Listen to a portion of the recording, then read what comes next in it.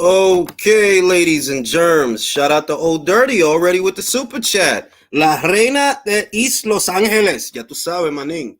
Yeah, shortly I will be joined by reigning two division champion Seniesa Estrada, who currently holds the WBA title in the minimum weight division. Just wanted to do a quick Q&A with you guys and her, with the fans, in reference to her recent migration from Golden Boy Promotions over to Top Rank. Like I said, I told you guys that I think most people were going to be surprised where she ends up. I was privy to that information for a while, but I didn't want to let the cat out of the bag due to the sensitive nature of the situation that she was trying to get out of what she was doing to go somewhere else. So I kind of just kept a lid on that for a long while, few weeks. And yeah, it's a cool move. It's a smart move. I think it's a smart move. And you guys know the rules of engagement. When Seniesa Estrada shows up, my eyes are going to be fixed on the screen. I'm not going to be watching the chat. So if you want to present a question to her, you have to present it in the form of a super chat. That way, when I see the color icon, I'll know that somebody has a question. But yeah, yo, already sent her the link. So around 9:30 her time, or afterwards, a little afterwards, she should be joining.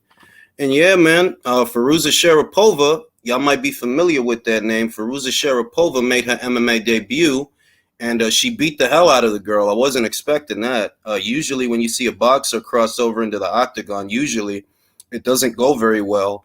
And she didn't look out of place. She actually reversed a takedown. You know, she got taken down to the ground. She flipped the other girl on her back, beat the crap out of her, choked her out. It was magnificent. Firuza Sharapova, like I said, she never been nothing to play with. She still ain't nothing to play with. Octagon of the boxing ring. She's the real deal. The problem with her career is inconsistency, that she's very talented.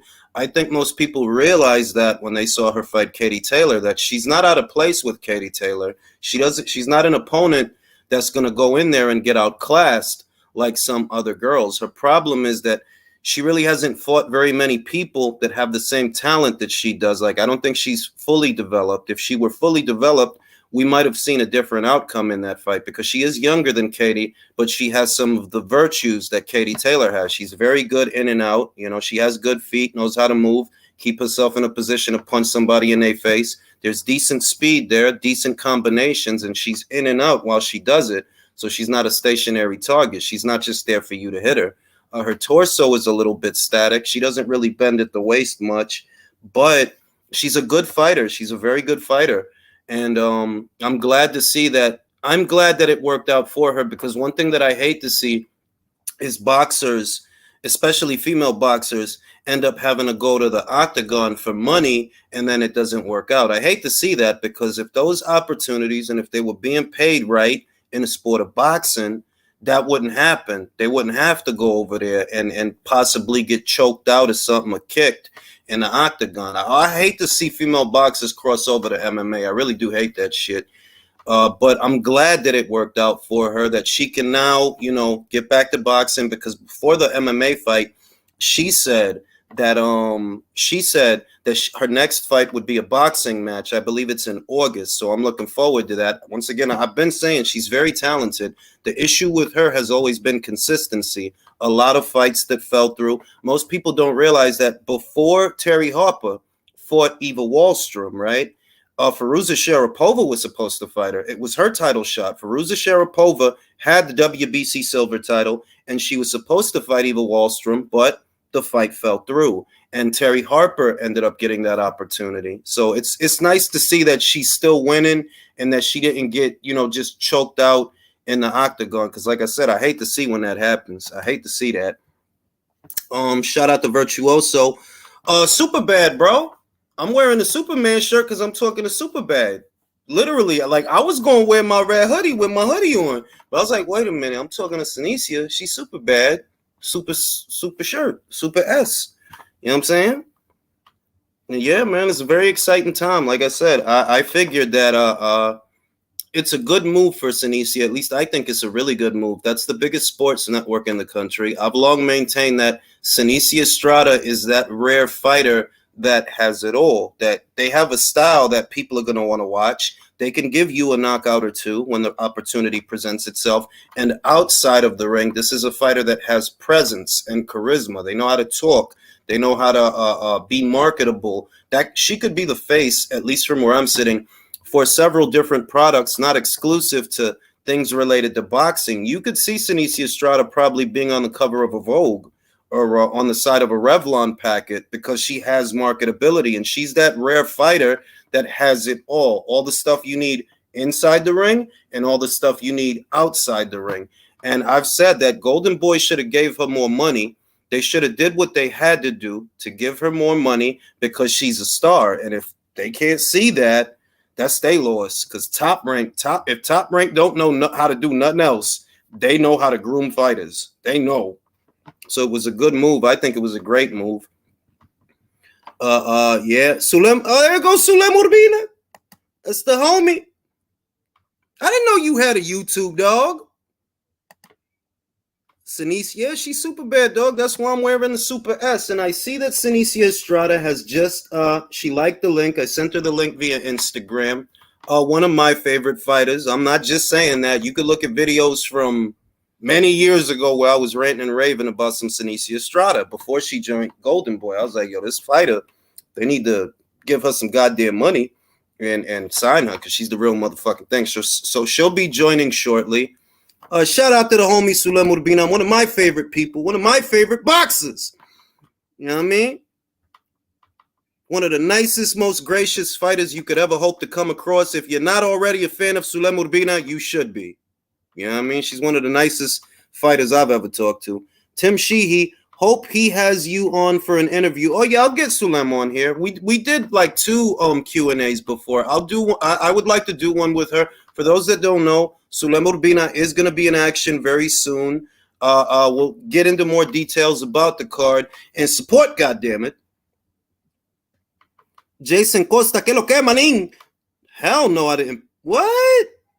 Hell no. Bro, look, I try to be unbiased. I really do. But I'm not a fan of Marlen Esparza. I'm like, nah, dog. Like, not me.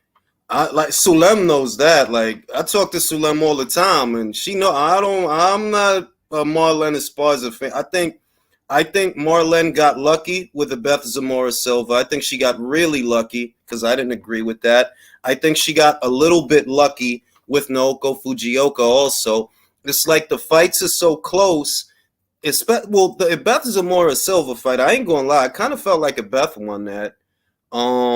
With Naoko, it was a little closer, but it's like it just feels like Marlen gets the benefit of the doubt a little bit too much for me. I don't agree with it all the time. I think she gets the benefit of the doubt from the judges a little bit too much. And now that Argentinian girl, Gabriela Alanis, now that she has the WBO, van a haber problemas, because esa tipa tiene pegada. She hit hard, yo.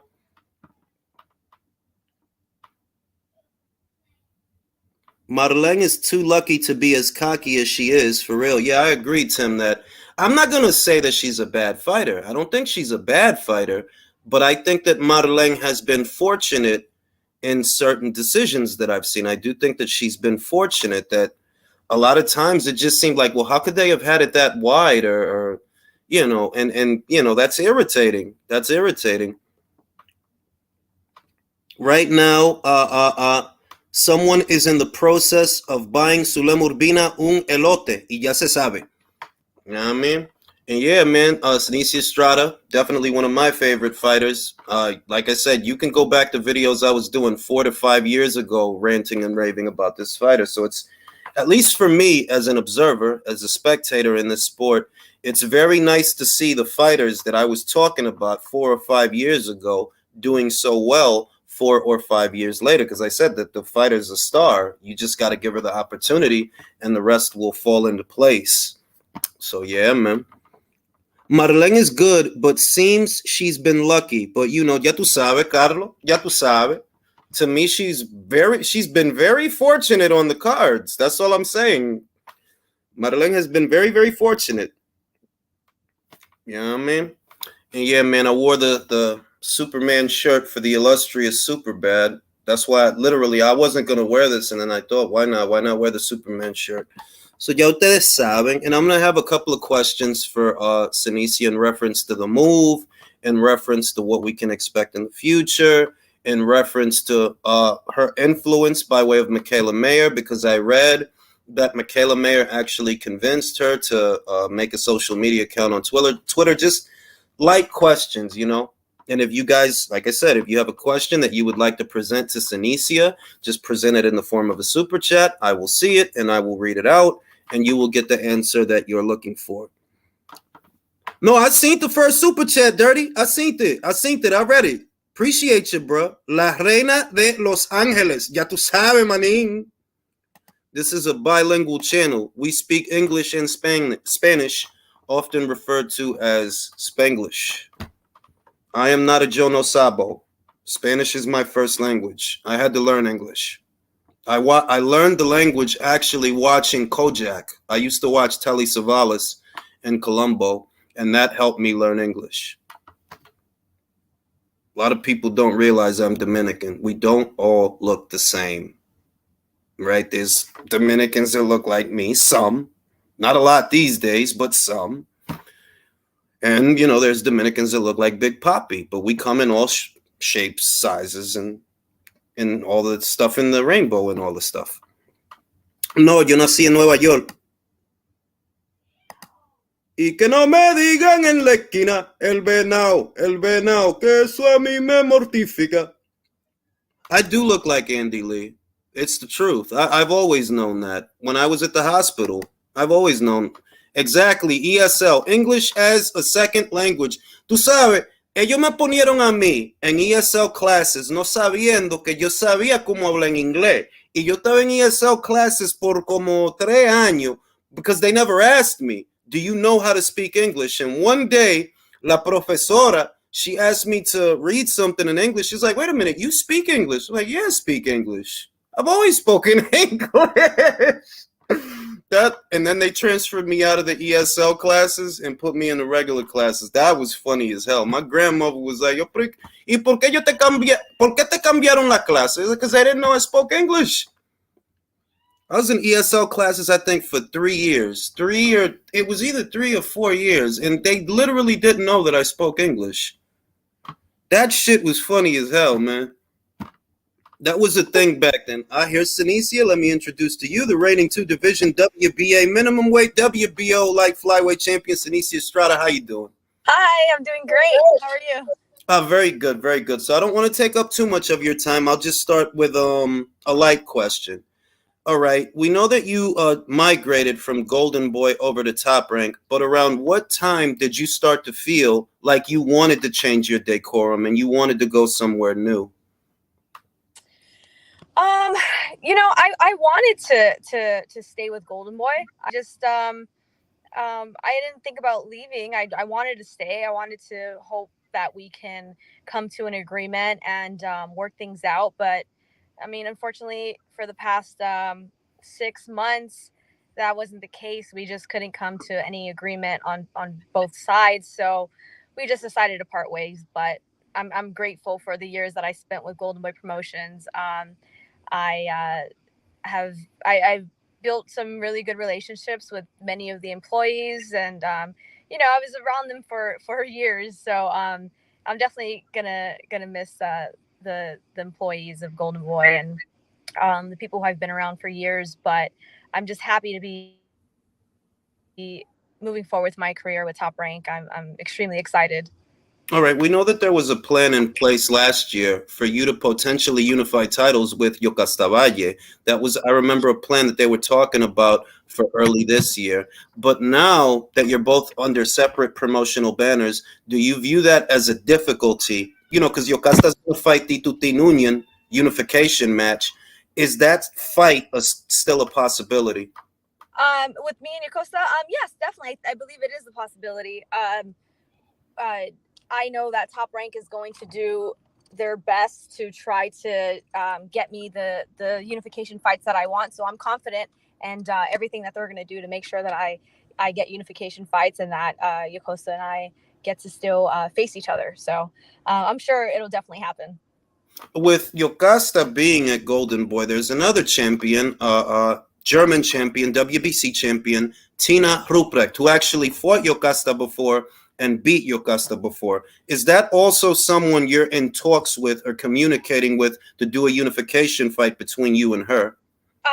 Yes, that's definitely a fight that I want. Hopefully after this next fight, when I just get back in the ring and do a title defense, it's going to be almost a year since I've been out of the ring. So my next fight will be just the title defense, and then hopefully after that, in early 2023, we can have that unification fight with Tina. That's definitely the fight that I would love to have.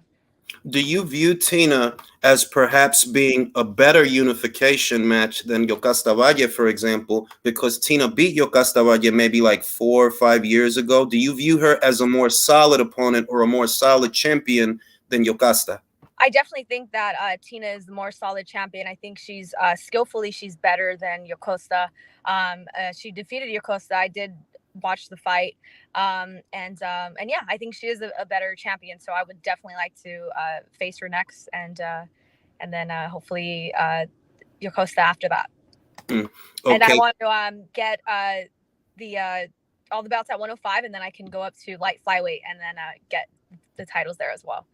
Okay. Old Dirty Boxing says, how many different offers were on the table besides Top Rank? If so, what were the other options that you had?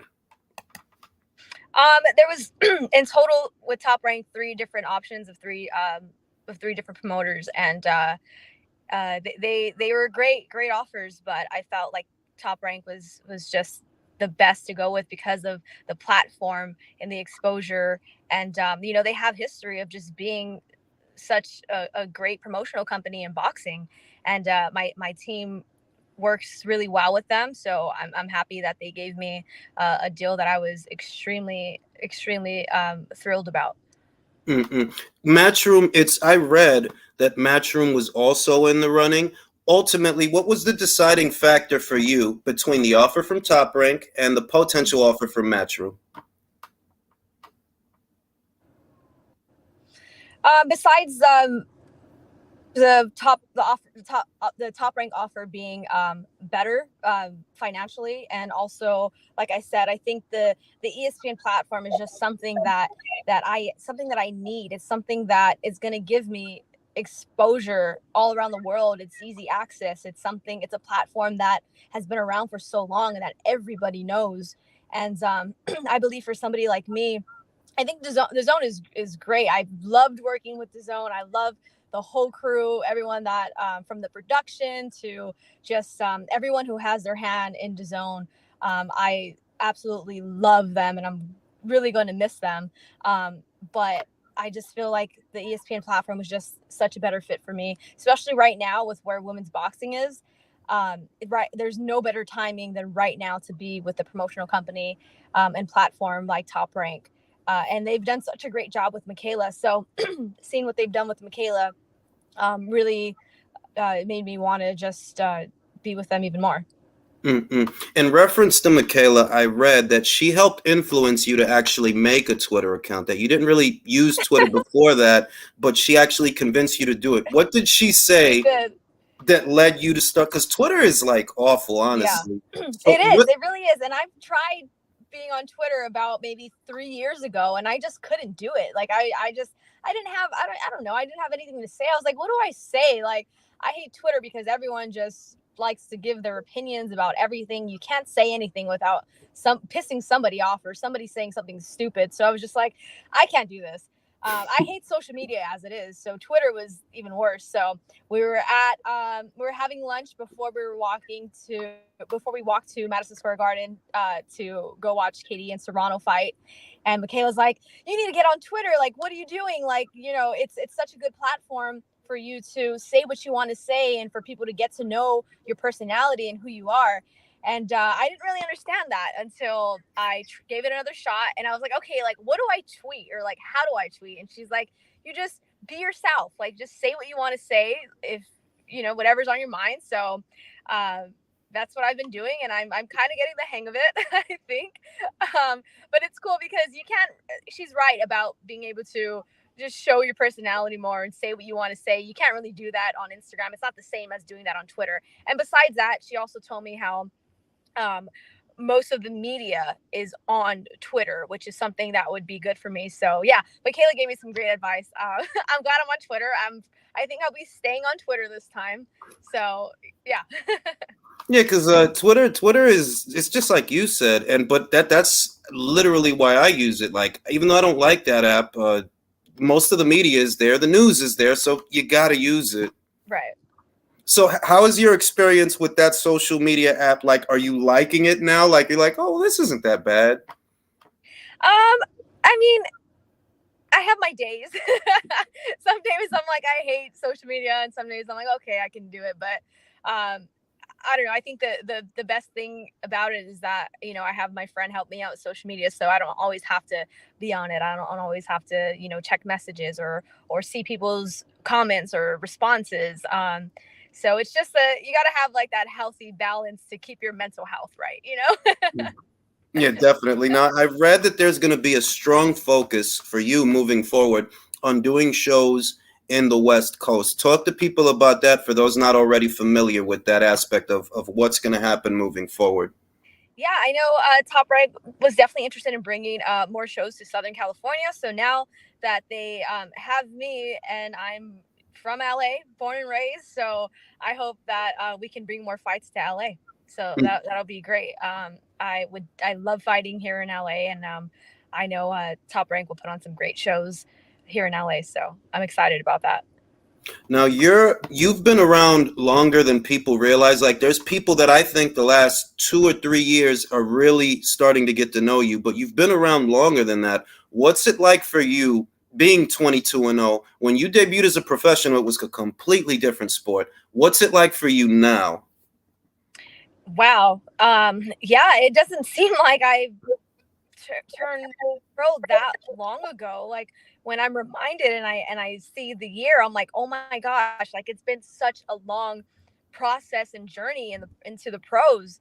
And when I first turned pro, I didn't expect that. I didn't know how dead women's boxing was in the pros. So when I first turned pro, it was very difficult. I couldn't get exposure on any TV platforms or anything like that. So it was a real struggle. There was so many times where I thought, like, why am I doing this? Like, this women's boxing is not going to get anywhere. But at the same time, in the back of my mind, since I was a little girl, before I even started boxing, I always knew that women's boxing will get to where it is today. And like I said, right now is the perfect timing for me to be with a promotional company like Top Rank and have this platform. And you know, be able to help Michaela Mayer out with all the things that she's doing to try to bring women's boxing up and get it to even higher than where it is now. Right now it's just the peak. It's just the beginning. So it's the perfect time for Michaela and I to just collab and to just push women's boxing with Top Rank. And I'm just so grateful for it. There's so much more to come. And what I want to do is I want to help other girls and other women in the sport. For a long time, I've been thinking about like managing fighters, or not only managing, but just like sponsoring fighters, sponsoring young girls and women who are in the pros who need help, because I needed that help from people, or you know, from sponsors and from people in the beginning of my career as I was coming up. And there's just so many different expenses that women need, and when they're coming into the pros, whether it's paying for outfits, or you know, paying to fly an opponent in, or things like that. So that's something that I've really been passionate about, and I really want to start to do. So I'm gonna come up with a plan, and maybe Michaela wants to jump on it with me, and we can help some girls out and help some women out in the sport. That's really dope. That's dope. Now, Police says, congrats on your deal with Top Rank, Seniesa. Look forward to seeing you back in action very soon. Will you remain at 105 pounds, or will you be moving back up to 108? I will stay at 105 until I have all the belts at 105. So, and then once I do that, I'll go to 108 and start taking belts there. One question I have for you about 108. We know that the WBO seems to have a rule that they don't allow one of their champions to hold an alphabet title at a different weight, and as a result of that, you vacated the WBO. I saw that Argentinian champion, Evelyn Bermudez, she decided to pick up the WBO you left Yes. behind. What was your interpretation of that? I mean, organizations, they have their own rules. Some are crazy, some are ridiculous, some don't go by their own rules. So I don't mind. I'm gonna go when I do go to 108. I'm gonna take my belt back, so that's fine. I'm gonna take my WBO belt back and the belt that she also has, which is the IBF belt. So I get my belt back and I get another belt. So it's all good. Yeah, because I have to be honest, it seemed a bit opportunistic. I don't know if they wanted to fight you before that, the unit, because she had the IBF. She's had it since 2018. Yeah. And it was like, did they try to fight for the WBO when Seniesa had it? Or did they wait for her to not have it and then they wanted it? Exactly. Nobody was fighting for that bout. Nobody wanted to fight Tenkai Tsunami. I stepped up and I did it, and now all of a sudden they want to, try to now they want it in their hands. But it's all right. I think now in women's boxing, where we are in women's boxing, these champions are gonna actually want to step up and defend their world titles, and also fight other champions and fight me as well. Yesenia Gomez, reigning WBC champion at light flyweight, she's going to be in action tonight against Kim Clavel. And I wanted to get your thoughts on that fight. How do you view that fight? And do you think the title's going to change hands? That's going to be a very good fight, and I think it can. Just because, well, two totally two different styles. So that's going to be interesting. But Yesenia is fighting her in her hometown, which can make a huge difference with how the fight plays out. But I'm just glad that Yesenia is actually fighting someone who's actually somebody and who can fight, because Yesenia has been fighting nobody. They've been protecting her, and it sucks. Like I just said, organizations, they either do ridiculous things, or they break their own rules, or they make up their own rules. Yesenia has not. When I had the WBC silver, she should have fought me, but then they just gave it to Kim and let her fight for it without even telling me or notifying me or asking me if I want to fight at 108 or if I want to fight Yesenia. So that was so weird, but I'm happy for Kim. I'm glad that she has the title now, and she's going to be able to get the opportunity to face Yesenia. Yesenia should be fighting good fighters like Kim, because she hasn't. They've been protecting her so much, and it's not fair, not at all.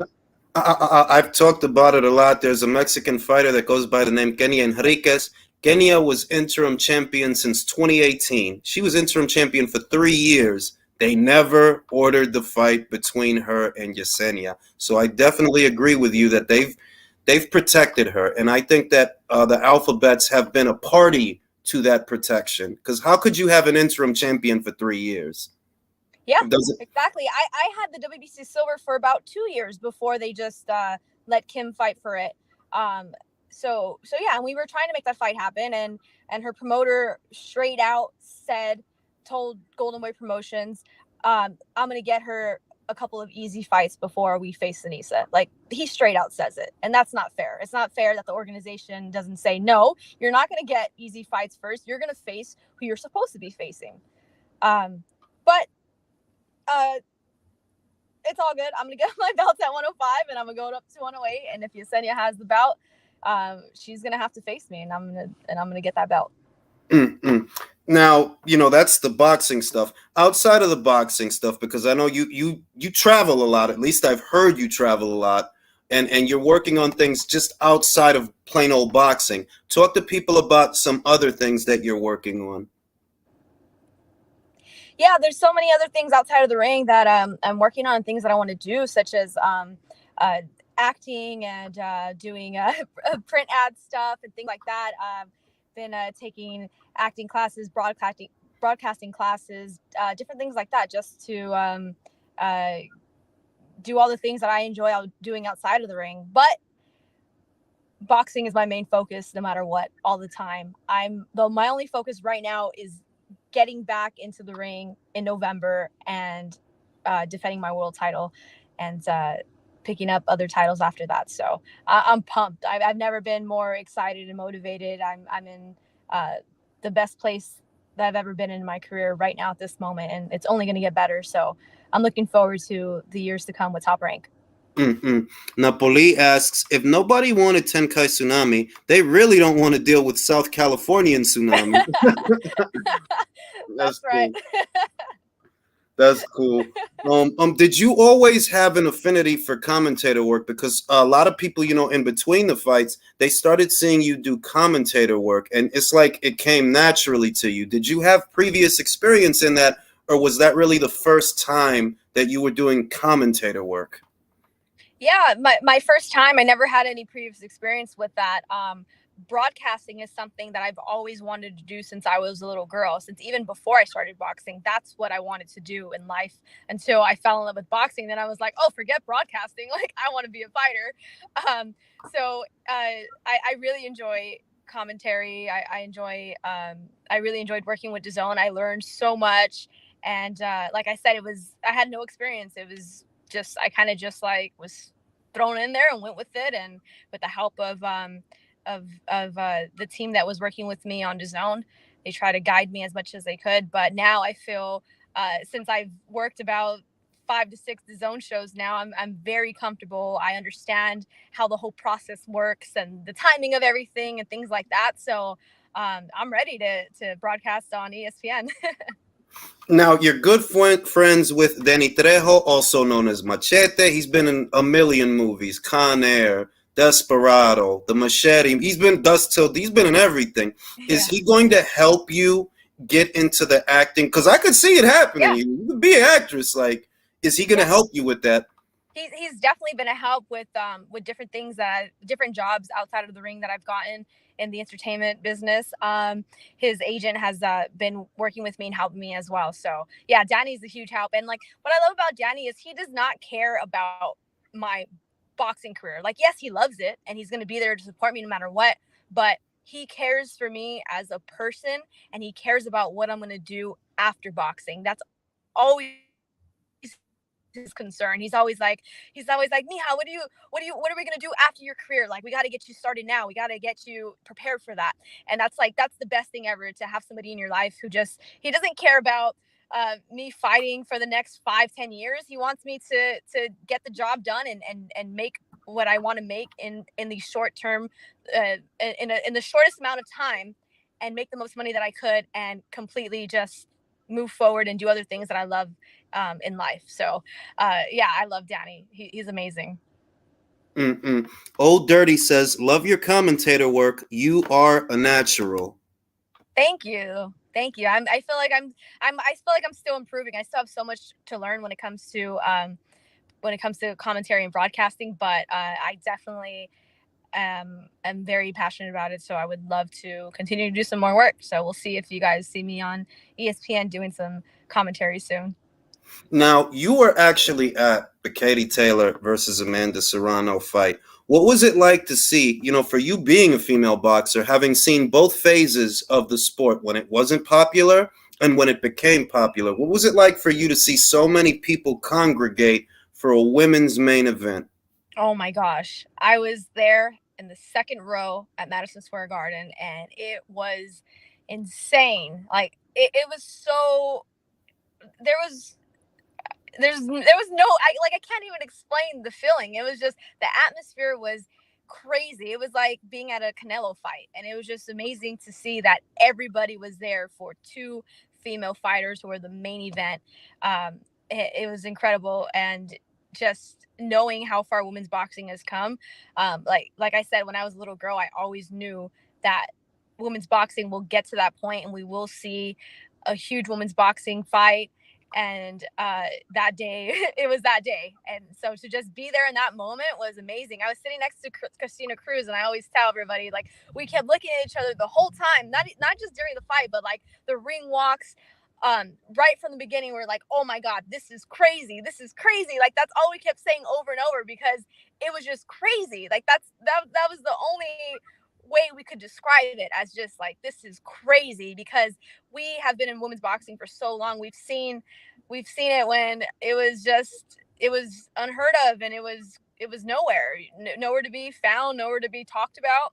So for us to be in that moment right there, we're like, man, like this is like woman. That's it. Women's boxing is here. It's here, and it's gonna just continue to grow and get better. Now, the actual fight, because a lot of people they have varying opinions about the fight itself. Katie Taylor, Amanda Serrano, who deserved to win. What was your take on the fight, and who, in your opinion, won the fight? I thought that Katie Taylor did win the fight. I think she pulled it out towards the end because she started using her boxing and movement and counter punching and landing more punches than Serrano. I think Serrano kind of slowed down towards the end, but Serrano started very well. She hurt Katie. I actually thought at a moment it was going to be over because Katie was hurt pretty bad. She at one point of the round she walked back to her corner and she was just like she looked like she was just lost. But she's got heart. She's got pride. She continued to stay in there and she kept her head together. So I was very impressed by that. And I know leading up to the fight at one of the press conferences, Amanda had said that she wanted to do 3-minute rounds, and Katie said no. She's like, oh, I'm good with 2 minutes, which was very smart on her because with Amanda's power and Amanda's style, she definitely needs that 3 minutes to set punches up and to get someone out of there and to hurt them. But Katie, with her style and her amateur experience, she knew that 2 minutes would benefit her. So, good move by Katie for sticking to those 2-minute rounds. Because it probably would have been a different story if they would have 3 minutes. Yeah. This may be the biggest year in the sport of women's boxing because that's the first big fight, huge fight that the sport saw. Not even the first, because there are other fights, to be honest, that happened in other countries. But in this part of the world, that was a very big fight. 19,000 in attendance, Madison Square Garden, 1.5 million people tuned in. There's another major fight set to go down. Clarissa Shields, Savannah Marshall. How do you view that fight? Oh, that's going to be a good one. I'm excited for that. I don't even know. I don't know. I feel like I can't make a prediction. It was like the Katie Serrano fight. Everybody kept asking me leading up to the fight what I thought about it and how I think it would go. And I really couldn't. I couldn't really pick a side. I said it just and if they continue to hold that game plan from the beginning to the end. And just like I said, if Katie boxes and moves, she'll be fine. But if she tries to stay in there, Amanda's going to hurt her and it's not going to be good. So I feel the same way with the Shields fight as well. I think Shields definitely has the boxing ability. Savannah has the power. So it's going to be a great one. All right. Well, I think that's what Old Dirty wanted. Old Dirty wanted a breakdown. I guess the last question I have is it's kind of a fluff question when I think about it. What is Seniesa Estrada's favorite boxing movie if she watches boxing movies? You know what? I don't really watch boxing movies, but if I did have to pick, it would be The Champ. The Champ. It came out in it's an old movie. And a lot of people probably haven't even watched it. It's with Ricky Schroeder. Came out in 1970 something. Wow. That's my favorite boxing movie. And it's not fully about boxing. It's kind of like a story of a father and son. It's very sad. I cry every time I watch it, so I try not to watch it very often. But that's my favorite boxing movie. So you guys should check it out. The Champ. With Ricky Schroeder. New Country says, don't have a question, but appreciate your positivity and that you're supportive of the sport, especially for the ladies. Very smart to do other things too. That is from New Country. Okay, so thank you so much. I guess last question before I let you go. Don't want to take up too much of your time. I know you're very busy.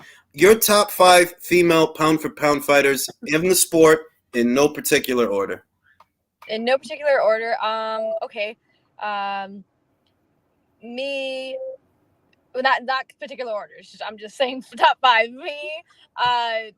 Amanda Serrano, Katie Taylor, Clarissa Shields, Michaela Mayer. Wait, what is that? 4? That's 5. Is that 5? That's 5. Yeah. Right there. Well, I won't take up any more of your time. Seniesa, thank you for being gracious enough to come on. I appreciate you. Wish you all the best in the world. Congratulations on joining Top Rank. Thank you so much. I'll jump back on as soon as I know what my next fight is, and we'll talk some more. Oh, thank you. Appreciate it. Thank you. No Everybody, problem. this has been Seniesa Estrada. Thank you. Thank you.